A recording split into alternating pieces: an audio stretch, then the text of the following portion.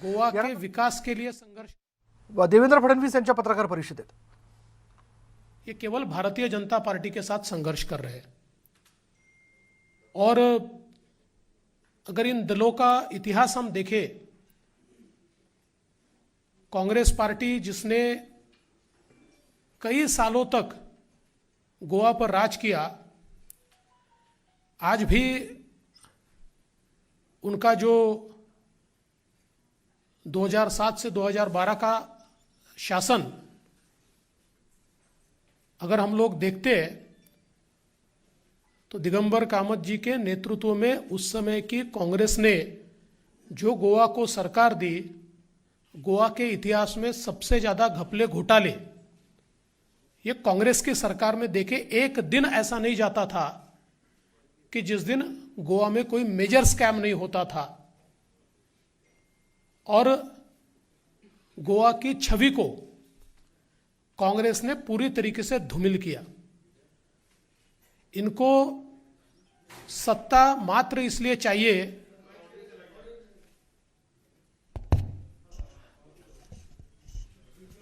भाई, हमारी आवाज कौन बंद कर सकता है यार।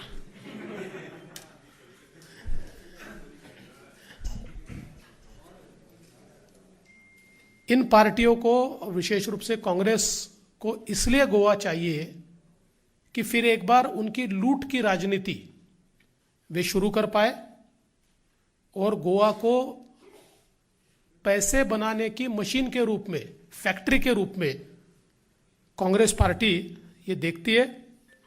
और वैसे भी नेताओं का भी कांग्रेस से मोहभंग हो गया है, क्योंकि बड़े बड़े नेता कांग्रेस छोड़कर चले गए, कुछ इंडिपेंडेंट लड़ने की कोशिश कर रहे हैं, और जनता का भी कांग्रेस से मोहभंग हो चुका है। इसलिए कांग्रेस कोई भी क्रेडिबिलिटी गोवा के मन में तैयार नहीं करती।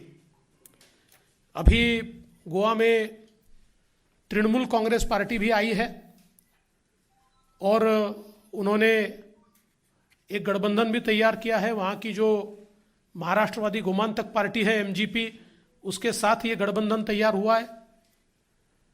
तृणमूल कांग्रेस के आने के बाद जिस प्रकार की राजनीति टीएमसी ने की, गोवा ने उस राजनीति को पहले ही नकार दिया। जो एग्रेशन उन्होंने दिखाया और जिस प्रकार से तृणमूल कांग्रेस ये सूटकेस लेकर आई और सूटकेस के भरोसे पार्टी के एक्सपांशन का उन्होंने प्रयास किया, मानो गोवा एक मार्केट हो और वहां के नेता ये मार्केट में फॉर सेल हो, इस प्रकार का भाव जो तृणमूल कांग्रेस का दिखा। और फिर कांग्रेस के कई नेता, अलग अलग नेताओं को जिस प्रकार से उन्होंने लिया, और वहाँ की बातें अगर सुनी जाए तो लोग तो कहते खरीदा, पर ठीक है, मैं ये कहना नहीं चाहता हूँ, लेकिन बावजूद उसके अब लोगों के मन में तृणमूल कांग्रेस कोई भी कॉन्फिडेंस इंस्पायर नहीं करती, क्योंकि उसका जो स्टैंड रहा है तृणमूल कांग्रेस का, लोग ये समझते हैं कि इनका स्टैंड ये anti Hindu, anti national and anti democratic है। बंगाल के चुनाव के बाद जिस प्रकार का बर्ताव तृणमूल का रहा है, गोवा के लोग ये मानते हैं कि ये पार्टी गोवा के लिए सूटेबल पार्टी नहीं है। और दुर्दैव से गोवा की होम ग्रोन पार्टी जो है एमजीपी, इन्होंने उनके साथ अलायंस किया और इस अलायंस के कारण एमजीपी के केडर में इतना असंतोष है कि उनके जो नेता चुनाव लड़ने वाले थे, ऐसे कई नेताओं ने मना कर दिया। कुछ नेता और कई कार्यकर्ता भारतीय जनता पार्टी के साथ आए, क्योंकि पूर्व में एमजीपी बीजेपी के साथ रही है। तो ये सारे के सारे नेता, ये जो टीएमसी का एक प्रकार का एंटी हिंदू स्टैंड है, एक प्रकार का एंटी डेमोक्रेटिक स्टैंड है, इसके चलते वो भारतीय जनता पार्टी में आए। और इसलिए ये जो अलायंस है, ये अलायंस भी कोई लोगों को बहुत इंस्पायर नहीं कर रहा है। तीसरी पार्टी यहाँ जो आई हुई है वो है आपने हमेशा की तरह सुबह से लेकर शाम तक झूठ बोलना, और झूठ की बुनियाद पर यह पार्टी खड़ी है। और वही काम उन्होंने गोवा में भी करके देखा, पिछले चुनाव में भी किया, लेकिन पिछले चुनाव में भी लोगों ने उनको गोवा में नकारा, और इस चुनाव में भी गोवा में उनको निश्चित रूप से नकारा जाएगा, क्योंकि दिल्ली में आप जो गोवा में या बाकी जगह जाकर वो शोकेस करते हैं, उसकी दिल्ली में परिस्थिति क्या है ये लोगों ने देखा है। जगमगाती बिजली का नारा आप पार्टी ने दिया था, और जैसे ही अभी बीच में केजरीवाल जी ने कहा कि हम मुफ्त बिजली दे रहे हैं, पूरा सोशल मीडिया उनके ऊपर टूट पड़ा कि भले ही मुफ्त मत दीजिए पर हमको बिजली दीजिए, क्योंकि इतने बार पावर कट होता है।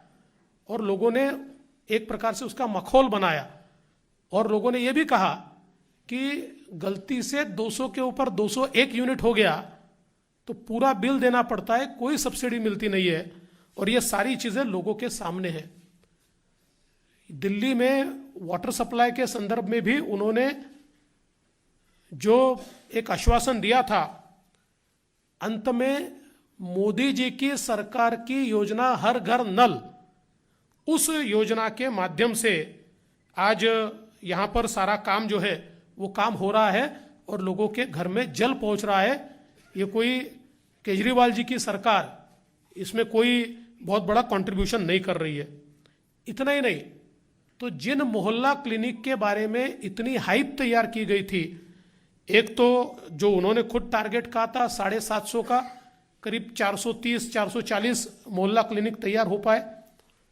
उसमें से भी मार्च 2020 में 200 मोहल्ला क्लिनिक बंद थे। और इतना ही नहीं, तो लोगों के भी ये ध्यान में आया कि जब कोरोना जैसी आपत्ति आती है तो मोहल्ला क्लिनिक किसी काम के नहीं है, वहाँ पर कोई भी मर्स की उस दवा नहीं है या कोई भी वहाँ पर इलाज मिलता नहीं है। तो कुल मिलाकर अगर हम देखें तो आप पार्टी ये गोवा में भी आकर अलग अलग प्रकार के आश्वासन दे रही है, लेकिन लोगों को उनका भी सत्य पता है। तो मुझे लगता नहीं है कि आपके बारे में भी लोगों के मन में कोई विश्वास है।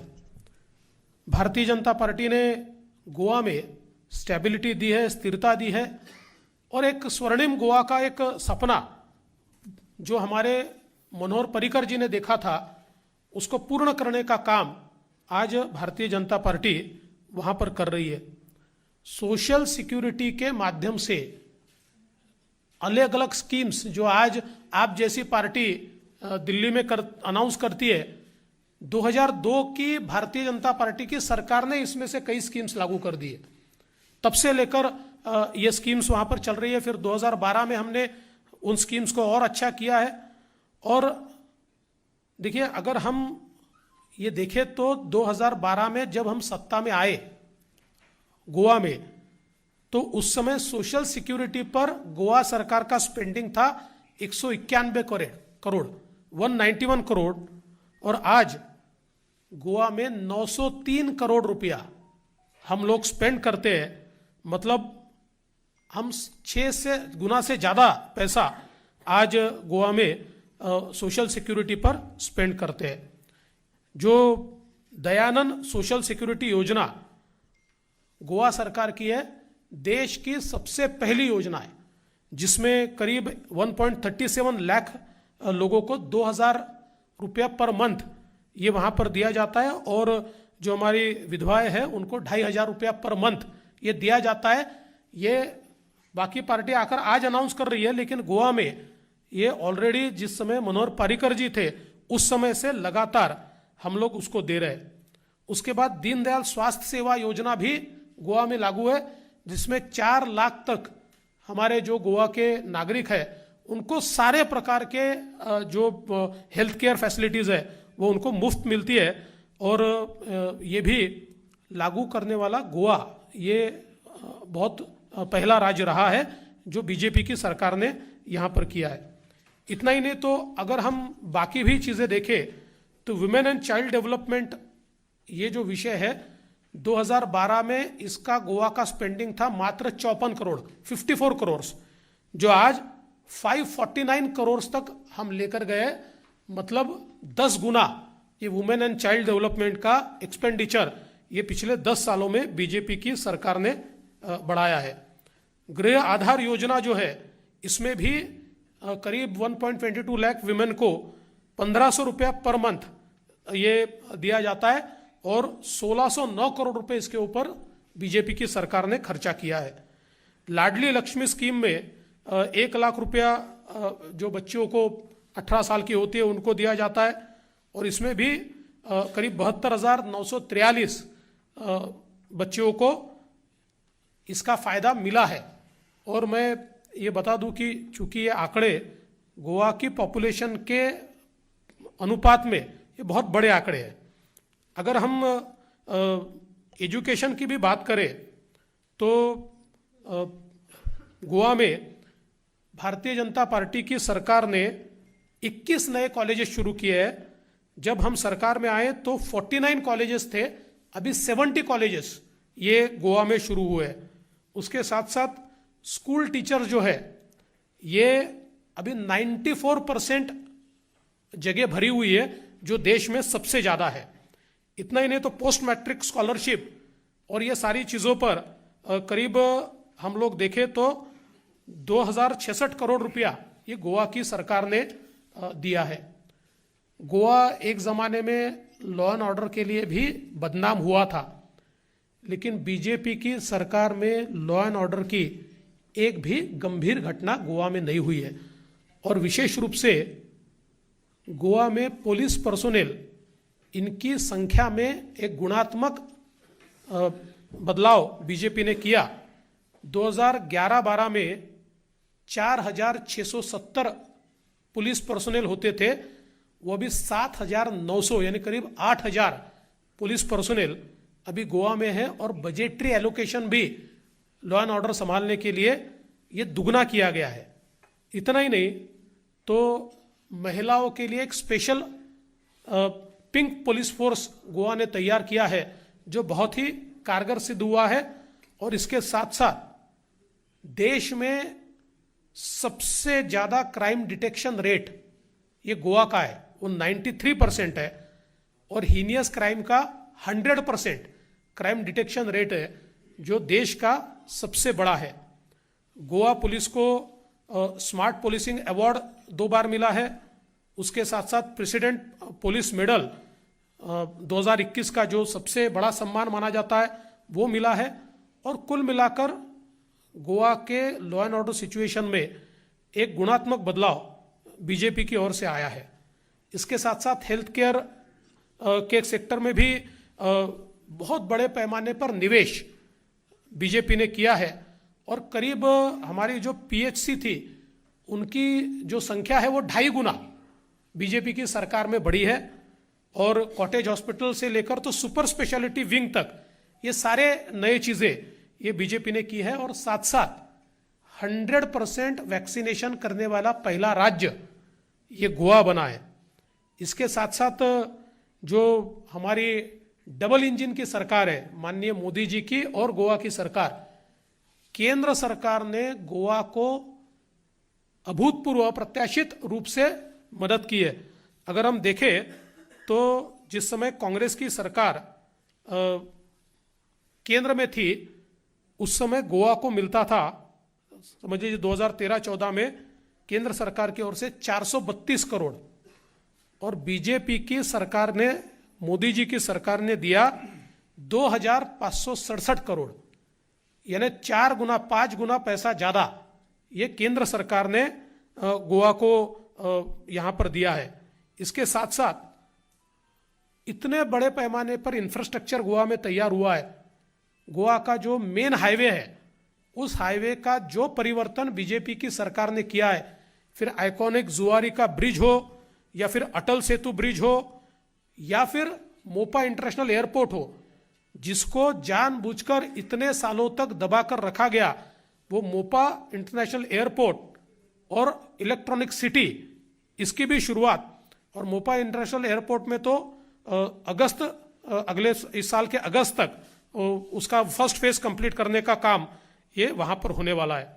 इतना ही नहीं, रोड डेवलपमेंट के लिए गोवा गवर्नमेंट को पुरानी केंद्र सरकार की ओर से 2009 से 2014 तक मात्र 120 करोड़ रुपया मिला था। 5 साल में 120 करोड़ रुपया, और 14 से 19 ये 5 सालों में मिला 4000 करोड़ रुपया।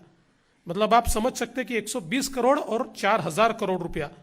और उसके साथ साथ अलग अलग अगर हम गोवा को केंद्र सरकार की ओर से दिए गए पैसे का हिसाब लगाए तो मुझे ऐसा लगता है कि गोवा के इतिहास में पिछले 5 सालों में, मतलब हम 25 सालों का भी हिसाब लगाए तो पिछले 5 सालों में केंद्र सरकार ने गोवा को बहुत बड़े पैमाने पर निधि दिया है। तो एक बदला हुआ गोवा लोगों ने अपनी नजरों से देखा है, इंफ्रास्ट्रक्चर देखा है, एक साफ सुथरी छवि वाले चीफ मिनिस्टर को देखा है, और लॉ एंड ऑर्डर सिचुएशन को एक अच्छे सुलझे हुए ढंग में गोवा की जनता ने देखा है। हमको पूरा विश्वास है कि फिर से एक बार पूर्ण बहुमत वाली सरकार गोवा में भारतीय जनता पार्टी को मिलेगी। आज हम लोग गोवा की लिस्ट जारी कर रहे हैं। हमारे राष्ट्रीय महामंत्री अरुण सिंह जी इस लिस्ट को जारी करेंगे। आज 40 में से 34 कॉन्स्टिट्यूएंसीज की लिस्ट हम लोग जारी कर रहे हैं। माननीय अरुण सिंह जी। मित्रों, भारतीय जनता पार्टी की केंद्रीय चुनाव समिति की बैठक माननीय प्रधानमंत्री जी की गरिमामय उपस्थिति में संपन्न हुई। पार्टी के राष्ट्रीय अध्यक्ष श्री जेपी नड्डा जी ने बैठक की अध्यक्षता की और सभी चुनाव समिति के सदस्य उसमें भाग लिए। केंद्रीय चुनाव समिति ने जिन नामों की अपनी स्वीकृति दी है, मुहर